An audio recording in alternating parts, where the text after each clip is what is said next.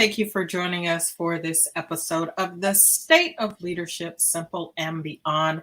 That is Robert Hilliard. I am Whitnie Wiley, and we are here talking all things leadership. It is Thursday, 3 p.m. Eastern, 12 noon Pacific, and we're going to be talking about communication today. What can you do to improve your communication and why that's important? I think about all the things that we do as human beings and as leaders, and there are probably very few things that are more important than having great communication skills, right? We know the studies show that people are not necessarily elevated to management positions because of their people skills, because of their communication skills, what we call soft skills. And mostly it's because of either longevity or they're really great at the technical aspects of their job, right? And that makes a little bit of sense. You want to reward people for being there. You want to have people who understand what it is your company is doing and do it well. But if you can't communicate, that really matters. And when it comes to working with other people, kind of can't get around communication. So any opening thoughts on this?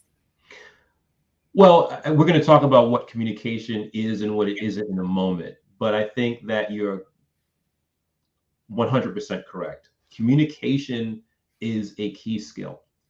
And the people that can do it well are very successful.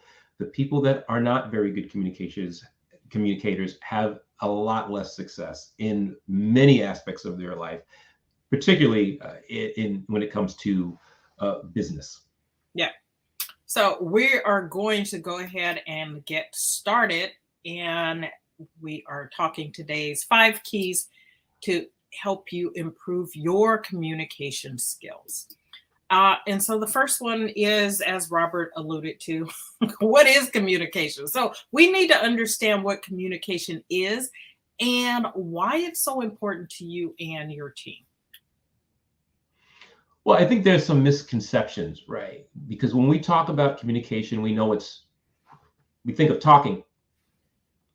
We think it's the message going out, but it's not just being really good at giving a message. It's also about receiving what's coming your way and responding effectively to what comes your way. So it's really those 3 components: is sending a message out, receiving the message from others, and then how you respond to what others are saying to you. Absolutely. It is simply this. It's the exchange of information or concepts, right? And it is the sending and receiving of that. And if you are sending a message and no one gets it, then you're not communicating effectively. And we'll talk about various components, but it's not just the words, and it's not just saying things, right? We communicate not just by being in person. We can communicate with people by phone. We're communicating with people virtually now, by sending digital messages, text, emails, smoke signals, right? So we've been communicating since the beginning of time. Things on hieroglyphics and things on cave walls. All of that's communication. If somebody understands what you're saying on the other end. And I think that's the piece that gets lost in translation, right? We think as long as I am saying something and I've crafted it, I've said it well, that's all that matters. And if your audience is left with a glazed look on their face, or they respond to an email, and I talk about this, I teach a class in collaboration, and we talk about this concept of communication. If you send a message by email and people think that it means something other than what it meant, you haven't communicated well. And the challenge of course, with written communication is that it doesn't have the most important component of communication, which is the nonverbal. 93% of communication is nonverbal. That's about your tone and your body language. So if you don't have that available to you, which you don't with texts and emails, the words become super important, right? Because that 7% of communication are the actual words. And we're going to talk about the importance of the content and the context a little later. But if you're losing that 93%, how can you make sure that you get your message across without people reading stuff into it, right? Coming to some conclusion about something that wasn't even on your mind when you wrote it. So all of this is swirling around, and in order for you to communicate effectively, you've got to be thinking about all these moving parts and pulling them together.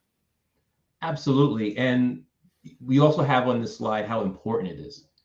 And I'd like to talk a little bit about that. So it's important if we look at it from the very top all the way down. So from the leader to the organization, communication affects the strategy, it affects morale, and the overall organizational identity. So if you're not communicating effectively, you can have a plus minus effect on any of those things and other things as well. I'm just using those three things. When you look at it on a departmental level, if a manager doesn't communicate effectively to the department, it's going to affect whether or not they can be effective and efficient. Definitely going to impact that.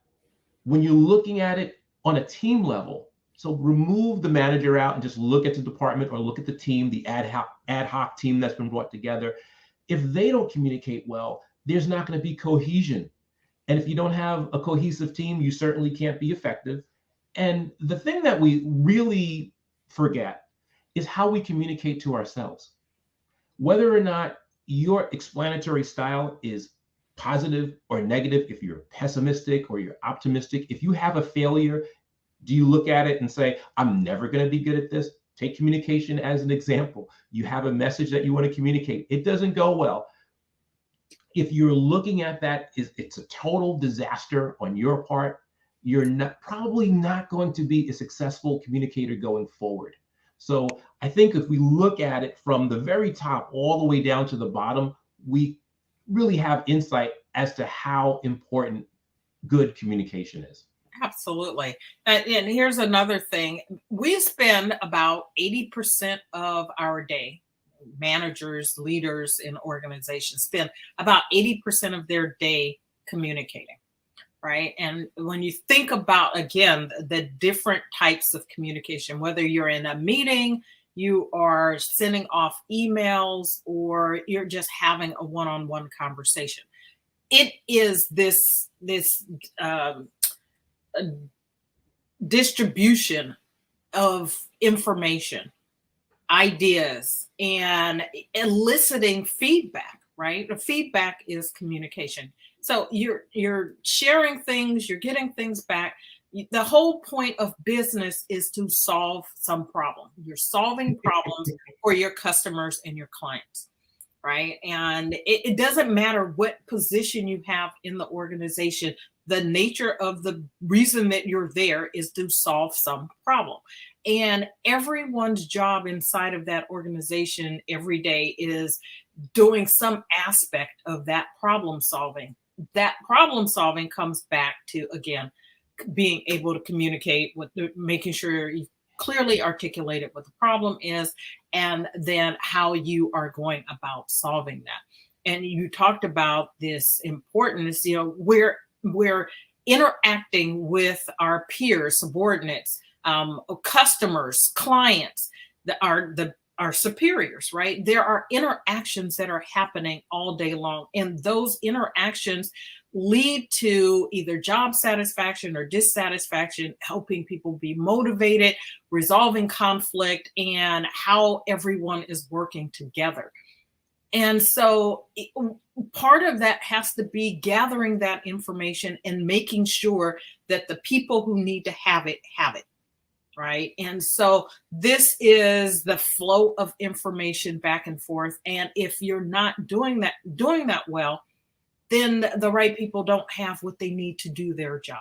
They don't have what they need in order to help solve the problems that you're there to solve. And information is crucial to making decisions, right? We can't make decisions without having the information. And without that information, because we didn't communicate it well, we're not able to effectively do our job. So, like you said, it permeates every aspect of business and every layer of the organization. Absolutely. Absolutely. It's such a key skill, but sometimes it's a key skill that we take for granted. Yeah, absolutely. All right. Active listening. So we've already said that this is a two-way street or a multiple-way street, right? That you're not just talking at people. You are listening to them. You have to listen for a number of things, and this, in conjunction with the way we've put it in a future slide, is you're being not just listening to the words, but listening to the body language, listening to whatever is being sent back, whatever messages are being sent back, right? Again, if you've got someone that has a confused look on their face and you're ignoring that, you're not listening, right? We call it listening, but it's not paying attention, and it's not recognizing the cues that are a part of what goes on. Active listening, as I mentioned, communication is 93% nonverbal, right? So it's not just about the words. It's about all the other, the tone, whether or not you are comprehending and getting the message and hearing what it is, so that you can analyze it quickly, so that when it's time to respond, you are able to respond to the message that was sent to you. So if Robert and I are having a conversation and I am not actively listening, I'm not really listening to him, and we can use this podcast as an example, and Robert's making comments and then I respond or react, I'm not sure which one it would be, or I say something that is not at all it isn't responsive to what Robert said, right? Yeah. I'm throwing myself under the bus. If what I said is not responsive to what Robert said, then I wasn't listening, and I certainly wasn't actively listening. Right. And active listening, there are so many good books out there. If you're confused as to what active listening is, go and get yourself a coaching book, because it's a key skill in coaching. But really, you made some great points. It's paying attention to not just the words, but the tone of voice, body language. And I want to throw in there, sometimes it's paying attention to what they're not saying, the issue they're dancing around, the thing that they keep avoiding. That's information. Remember, communication is information. So that's important as well. And a really key aspect of active listening is paraphrasing. Yes. Saying back in your own words what you think they've heard, because it helps you stay on the same page with them. The great thing about this, and I used to teach this to a lot of salespeople, I used to teach this to managers, and when I would introduce the concept, they would say, well, what if I get it wrong? I said, if you get it wrong, when you paraphrase, they'll reward your effort with the truth. They'll tell you what you've missed. And I love that. They'll reward your effort with the truth. Right. They'll just say, hey, that's not it, but here it is. And it helps you. It's much better to get it wrong and have them correct you than to think you have it and to say something that is completely off base. The other thing is normalizing their emotions. We talk about this all the time, you and I. Everyone has a right to feel the way they feel about a situation. We're not talking about you agreeing with that, but you giving them the right to feel that way. And that goes a long way with building rapport, which is a huge part of communication as well. Absolutely. And that goes into trust building as well, right? Absolutely. You can't build trust, you can't build teams without trust. And the trust comes from building rapport, and communication helps you get there. So all of this is tied together. None of this that we talk about week to week is in a vacuum, right? All of this is interconnected. The next one is to plan ahead, not just the content of what you're saying, but to take into account the context, right? The context matters, and both to what you're saying, who you're saying it to, whether or not it's something you should say, right? Audience matters, context matters. And so content does not stand alone, and you want to take all of this into account. Absolutely. And whether or not, and the medium, whether it should be a text, whether it should be an email, whether you should meet with them face to face. So I really love this context, not just the content, but the context. I think that is key as well. Absolutely. And then you started to get into this, the emotions, right? We have to pay attention not only to your emotions, but the emotions of your audience, right? Paying attention. And this ultimately is emotional intelligence, right? This is that component of emotional intelligence.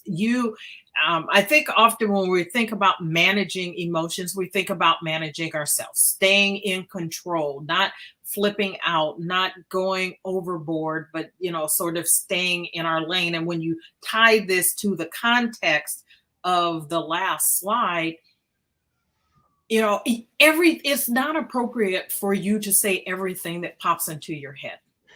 It's just not appropriate. And I would probably be in jail if I did that. A lot of people find themselves on the wrong side of history or an event because they said something without stopping to consider what they were feeling, and they just let that sort of, fly out, ooze out, get out without thinking about it. But your audience's emotion is important as well. And going back to, if you're sitting and having a conversation with one of your direct reports or your boss, for instance, paying attention to those nonverbal cues will give you some insight into the emotions that they're feeling. And what you say next should be in response to what you're noticing. So if you're not noticing people and what they're feeling, if you're not empathetic, right, in a situation, in the context of a situation that calls for empathy, you need to take a step back and start figuring out how you can develop that particular skill. We did an episode on empathetic leadership, right? You need to be able to stand in the shoes of the people that you are communicating with to make sure that you are letting them know that you understand where they are, what they're feeling, what they're going through, in the midst of, trying to navigate, just for instance, our continuing challenge with working from home or returning to office, hybrid work. Are you paying attention to the feedback, the information that you're getting from your people in terms of what they want? Are you in tune with their emotions? It's not just what you're feeling, but what they're feeling as well. Yeah, and I think one of the things that is really important here, you said put yourself in their shoes. Sometimes leaders have a hard time doing that. They're like, well, I have a family and I'm coming into the office, or I have this and so I'm doing this. But say you don't truly feel that way. You really can't put at least let the person know that you appreciate where they're coming from and where their emotions are coming from and that they're having a difficulty. That's a part of empathy as well. It's letting the person know that what they're feeling is okay, that you have an appreciation of what they're feeling. I think that some leaders use themselves as the model. Well, if I can do it, they can do it too. Everybody's different. Not everybody has the same circumstances that you've had. You are a whole person. You may have had you did have a completely different upbringing than that person. So they're going to approach life from a different standpoint. So if you look at it that way, it's a lot easier to have empathy. But I think the challenge, like I said, is some leaders go, okay, if I can do this, they can do it too. And that's not always the case. Sorry about that. I want to say I will own that as a challenge that I have overcome. Empathy in general, but certainly that notion of I've done it, certainly you can do it. And, I've overcome some really challenging things, but by no means have I overcome like life's most challenging things. And it's not a comparison, right? It's not a game. It's not who's had the worst time. It is simply that, as you said, recognizing and validating that people's experiences are their experiences. Their experiences lead to their worldview and how they are managing and navigating things. And rather than maybe having a judgmental reaction and being about, well, if I can do it, you can do it sort of thing. Like you said, just take a step back. And even if you can't get there, and really put yourself in their shoes, just acknowledge that what they feel is valid, and then start looking for solutions, right? That's what we're here for in the first place, is problem solving and looking for solutions, and asking some questions that help them figure out how to move forward. But the bottom line is you're not having any of these interactions without emotions being a part of it. Period. We are emotional beings. And when we're talking emotions, we're not talking about being overwrought and out of control, but we all have emotions about and feelings about whatever is going on. And so recognizing them is an important part of communication. And if you're shutting down what people are feeling, you're going to shut down the communication or the opportunity for you to have effective exchange back and forth. Right. Also, something that comes up, Whitney, I know this may be a little bit out of scope, because I want to put a fine point on this. Sometimes when I talk to leaders, they'll say, so you're telling me I need to put up with the behavior? And I go, nope. I'm not saying that you need to put up with the behavior. I'm saying that you need to understand why they may be struggling doing what you're doing. If what they're doing is unacceptable, you can certainly address that. It may be corrective action. It may be even a termination, but you can still have empathy for someone that you have to terminate. I want to just put a fine point on that. Yeah, I think that's absolutely appropriate. And thank you for doing that. And then the fifth key is practice. It's like bringing all these pieces together, right? Your knowledge and understanding of what communication is, what it is you're doing, why you are there, why are you having this exchange in the first place, right? What is the point and the purpose of the exchange? And taking the time to practice listening. You can practice with your people. You can practice out in the world, with your family. Every exchange, every interchange or exchange and interaction are opportunities for you to practice, to get it a little more right. Quotes. a little more effective, right? It's not really about being right or wrong, but being more effective. And so every exchange and every interaction gives you an opportunity to do that if you will stop and ask some questions afterwards, particularly when you notice it didn't go the way that you wanted. And so practice in advance, practice in the moment, and then practice afterwards, right? Think through what it is you want to say, taking into account the context in which you're saying it.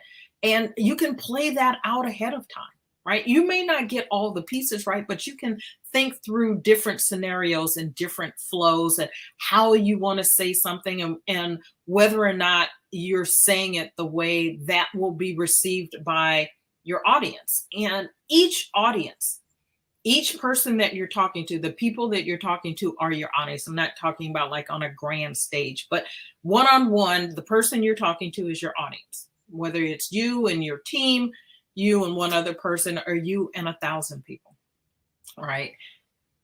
You understanding who they are, what it is they need, what it is they need from the particular exchange and interchange that you are in. And you can practice this ahead of time. You can practice it in your head. You can practice it out loud, standing in front of mirrors with, digital video equipment and the like.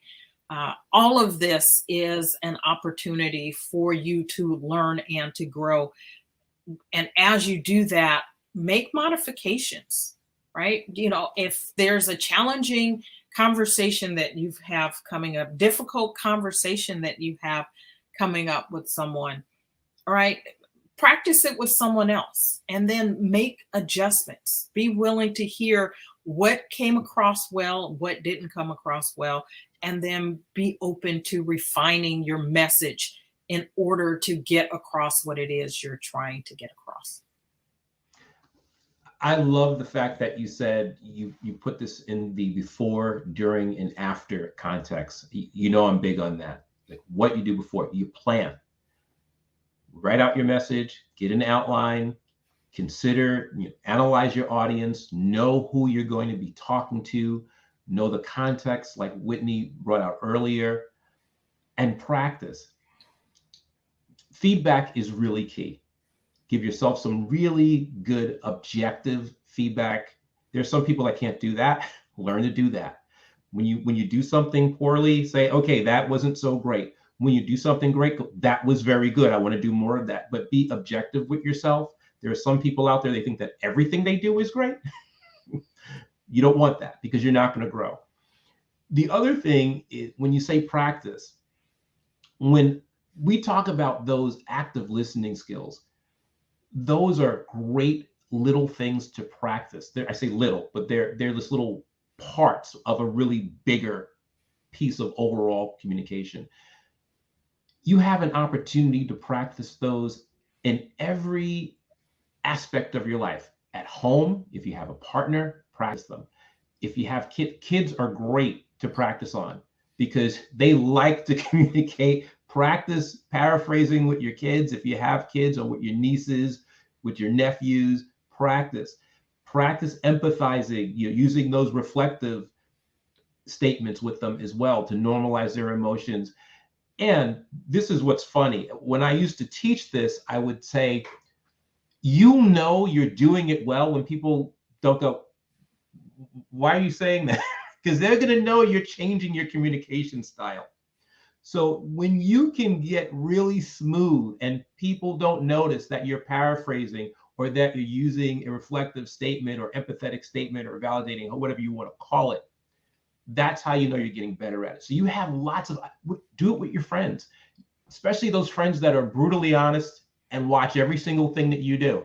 Oh, you changed your hair. Why are you wearing those shoes? Those are the people to try it out on because they're going to point out when they see something different. And you can even tell them, I'm working on some things. So bear with me as I go through this. I love that. I want to I think did not sort of lay this out as well as I would have liked earlier. And this is an opportunity to practice. So I'm thinking of it in terms of practice, but would have laid it out a little better earlier. The whole nonverbal aspect of your communication. Very few of us have poker faces, right? And what we're thinking and feeling for most people is written all over our faces, right? It's in our body language. Whether or not we are attentive, you can tell that in someone's body language. Whether, if they're sitting back and head down, playing with their phone, or what are they leaning in, right? And so you can tell this body language as it relates to you paying attention to your audience. You want to notice those nonverbal cues, because that gives you the feedback that you need to either spice up what you're saying, what you're doing, or taking it down the other direction, right? If you're coming at people like water out of a fire hose, you may need to tamp it down a little bit, right? So paying attention is important. And in terms of practice, as Robert said, you can do that in every situation with anybody all the time. It's one of those things that you can practice without other people even noticing, right? This is you. Mostly it's about being in the moment. It's about being present and surveying what's going on. The other part of this and the nonverbal is that you need to make sure that the words that you're saying, that 7% of communication that are the words, and the 93% that is nonverbal, your tone and your body language are congruent. They're congruent. And we talked about trust and building rapport. If they are not congruent, if they are not in alignment, you're going to lose people, because they know that the words that you're saying don't match what is more difficult to hide, right? It's more difficult to hide our emotions and our feelings that are exuded from our face and our bodies, because that's automatic, right? Sort of is an anatomic thing that happens. And so whether you mean to convey something or not, know that your physicality is betraying you if you are saying words that don't match that. And so I'm not telling you to practice being disingenuous. I'm just saying you need to practice paying attention to making sure that the words that you're saying match what you're actually feeling, and paying attention to how your physicality conveys the truth of what it is you're talking about. So first, an example, if you are giving bad news, right? Or you should be giving bad news or less than positive news, and your body probably holds that. And if you are trying to speak optimistic and glowing and flowery language, pretending like everything is great, and whatever you've heard, don't pay any attention to that. And then someone asks a question because they're reading the newspaper or reading it online. I guess I'm You're projecting my age here, newspapers.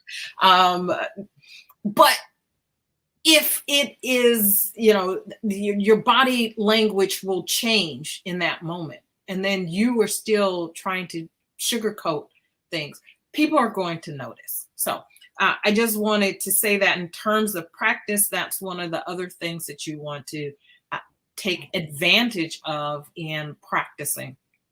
Paying attention to your nonverbals and your verbals to make sure that they're in alignment.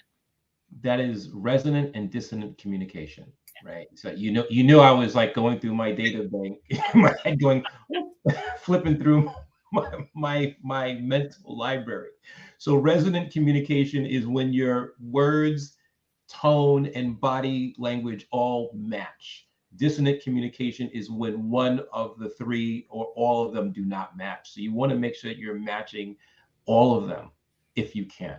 And it's like I've worked with leaders that were getting ready to terminate somebody, and they're really separating this person from their livelihood, and the leader is giving this message, but I could tell that they were gleeful about it. Like, I'm finally getting ready. And you don't want to do that. You want to, at the very least, you just want to be businesslike about it. You don't want to be like, I'm finally getting rid of this person that's been a problem for me. And I would call them on it. Like, well, how do you think that went? I think it went great. I was like, okay, well, you're separating this person from the means that they have of taking care of their family. It seemed like you were kind of happy about that. They're like, well, no, let me explain some of the body language that I saw. I've been in other meetings with leaders that were giving corrective action to a team member. And right in the middle of giving this person a final warning, the leader got a phone call and he goes, oh, hold on. And he picked up his cell phone. And I was like, you need to really end that call right now. And then I said, because you have somebody here that you were having a conversation with. And then afterward, I had a conversation with that leader as to why it was inappropriate to do that. So you have some people that they just don't really get it. So it's really important to make sure that you are practicing resonant communication, that you are making sure that your message, your words, your tone of voice, and your body language all match. It's part of being an effective leader. Absolutely. Absolutely. So with that, we have come to the end of our content for today. Do you have any final thoughts, Robert? No, I think we really went around the mulberry bush a couple of times on this one, so I'm pretty good. I feel pretty good. Awesome. So if you have challenge with communication, if there's something that we can do to help you, we would offer ourselves up, and you can reach out either by a direct message or send an email. We'd love to chat with you to see how we could be of service to you, whether it's on this topic or one of the many other topics that we have talked about in the past. And if you have a topic that you would like to see us cover, please reach out and share that as well. So I just want to say thank you, right? The time that we have spent over the past, it's been 8 months now that we've been doing the program. I have learned a lot. I think I have grown. I appreciate the input that we get from you. And I just want to say thank you. That's where I am right now. Just want to say thank you. I am humbled that you show up to, whether you are watching us live or watching the replay, and that you're taking the time to reach out to both Robert and I afterwards. Appreciate that you've done that. So with that, we want to thank you. Both of us want to thank you for watching this episode of The State of Leadership, Simple and Beyond. We are here on Thursdays, 3 p.m. Eastern, 12 noon Pacific, talking all things leadership. And until next time, take care. Take care.